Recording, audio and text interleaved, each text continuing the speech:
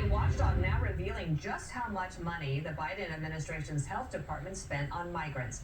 The total tab picked up by U.S. taxpayers runs into the billions of dollars and even went towards helping migrants buy cars and houses.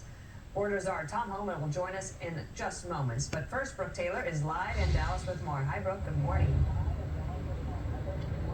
Hi, Dana. Yeah, the report reveals that the Department of Health and Human Services gave out $22 billion to nonprofit organizations to help out migrants over the last few years. This includes things like cash handouts for cars and homes. And guess who's paying for this? You, the taxpayer. Well, the government watchdog group called Open the Books is behind this investigation. According to their findings, the Office of Refugee Resettlement, which is part of HHS, distributed the billions of dollars. It's not the first time the office has faced criticism. Last year, an Inspector General report revealed the ORR couldn't track down around 32,000 unaccompanied migrant children. Here's a breakdown of just how much grant money was awarded with your tax dollars, according to this watchdog report. In 2021, they gave out more than $2 billion. In 2023, take a look at this. That skyrocketed to more than $10 billion during a record number of migrant encounters at the southern border. And in 2024, more than $4 billion. According to the report, most of the funding went toward programs for unaccompanied migrant children. Other programs, though, include matching savings for cars, homes, education, small business loans, legal help, and Medicaid. Migrants from Cuba and Haiti, humanitarian parolees from Afghanistan and Ukraine, special immigrant visa holders from Afghanistan and Iraq, and unaccompanied minors, all eligible for these grants. We're hurting American taxpayers. And again, people in places like North Carolina, Los Angeles that have lost everything, how is it moral to ask them to pay the bill for someone who wants to come to this country illegally? That's outrageous. And we have reached out to the HSS and the ORR to respond to this report and ask how the billions of dollars in your taxpayer money is justified here. We've called, we've emailed Dana.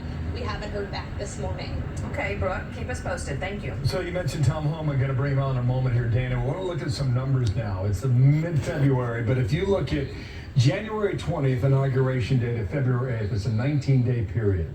You take that and compare to a year ago. Here's what we found.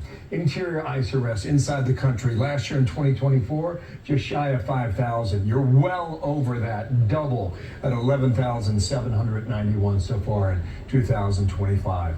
Arrests of migrants with criminal histories. Here we go. A year ago, 4,500. You've nearly doubled that already, just shy of 9,000 in 2025. Arrests of suspected gang members. A year ago is about 200. Right now at 430 and standing as we speak today.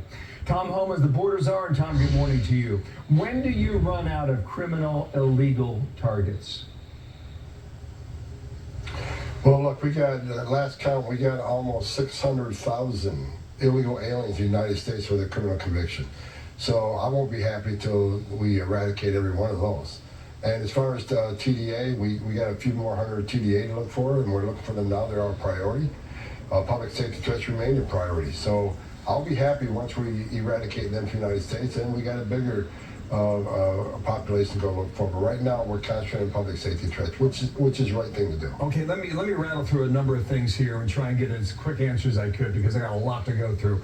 Axios, Trump's immigration arrests appear to lag Biden's.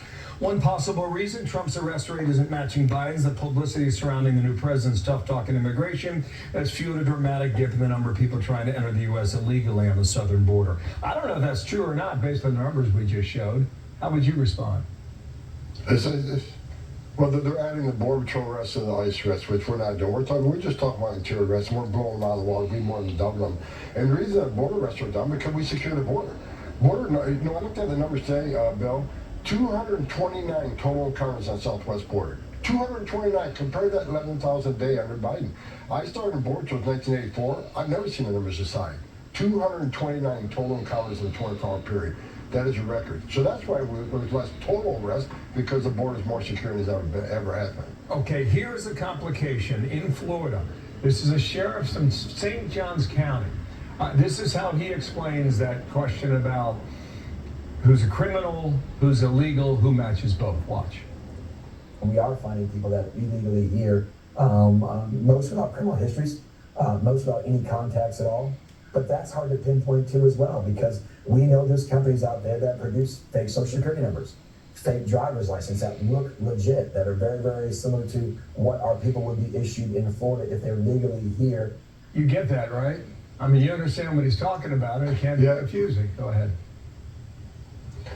It makes our job more difficult, makes it less efficient, but we're drilling down on those cases, and they will be apprehended. There are states that are letting illegal aliens change their names, so that they're less able to be apprehended. But we're working through that. We have the greatest technology available, best technology we've ever had in ICE, and we will work through those issues. They're not off the table. We will find them, and companies that provide the fraudulent documentation will be held accountable. San Diego has closed an office that was opened up to receive illegals.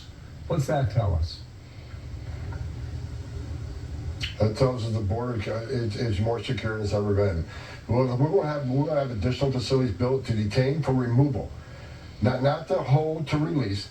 Detain for removal. That is what Trump administration is doing. That's what the promise that President Trump made to the American people. We're concentrating on the export program. We're not going to be catch and release is over. So those facilities that were at great taxpayer expense to welcome people, fly them to the city of their choice, give them a free hotel room at taxpayer expense, 3 meals a day, free medical attention, those days are over. We're going to detain, we end catch and release, and we're going to hold people to remove, not to release. Lastly, I heard you talking about AOC over the weekend. Do you believe she is breaking the law? I'll leave it up to DOJ. What I find disturbing is that any member of Congress wants to educate people how to evade law enforcement. You can claim you're educating those constitutional rights. Okay, you can keep that claim. What she in fact doing, tell people don't open your door, hide in your home, don't talk to ICE. We're talking about people who are in the country illegally, committed a crime, they're a public safety threat, they've been convicted of serious crime, and they've been ordered removed by a federal judge. So it's like AOC and others don't want ICE to enforce the laws that they enacted. She's a member of Congress. Let us enforce the laws you enacted. That's what we're supposed to do. You can't go after her. Do you think others should? No, I think I've asked DOJ, where's that line of impediment, of interference? Now, if someone stands in your way, prevents you from arresting somebody, put your hands on it, that's impediment. But what line is telling people to hide from ICE, not open the door? Where do you cross that line on impediment? So I've simply asked the Department of Justice, give us that line. You have talked to them about this. That's what you're saying? Absolutely. Wow. We'll see where that goes. Tom Holman, I'm out of time. Thank you for yours to be continued. Thank you, sir. Dana. Thank you, sir.